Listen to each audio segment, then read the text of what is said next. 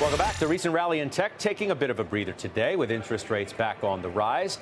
The space does remain one of the standout performers this year, though, as investors return to the mega cap world amid more market volatility. Joining me now to discuss, Toney of Plexo Capital. It's good to see you again.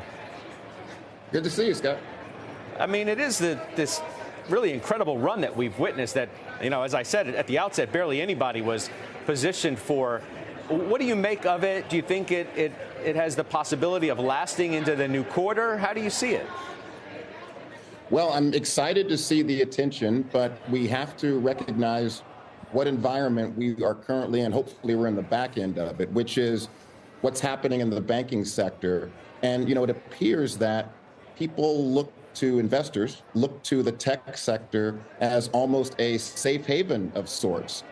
With the run-up that we've seen with some of these stocks. But, I think we do need to recognize that a lot of the dynamics that were impacting the tech stocks last year, namely rising interest rates, concerns about a slowing economy, those are still in place. And I think what we're seeing now is we see the abating financial crisis being averted.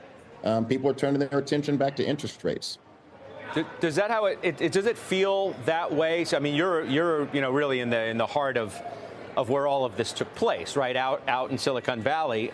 Does it feel like the fire is out, or does it feel like the fire is out, but the site is still smoldering, and you're not sure whether there's going to be another flare up? Yeah, without question. I think when we look at the issues that faced Silicon Valley Bank and some of the others, as your guest, I think, appropriately pointed out, a lot of these were due to mismanagement of the duration of the instruments that Silicon Valley invested into, namely mortgage-backed securities, with the excess deposits that resulted from the big run-up in venture capital. And, that led to the ultimate demise, along with, sounds like there wasn't some oversight that was also needed.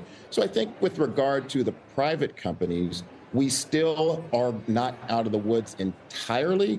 In particular, there is a big void to be filled that Silicon Valley offered as a result of all the products. Now, when we think back to how that relates to the public sector, look, I don't think we're going to have any immediate impacts. I don't think that there's necessarily another shoe to drop specific to SVB for the public sector. However, I think we do have some other things to watch out for in the public sector for those stocks.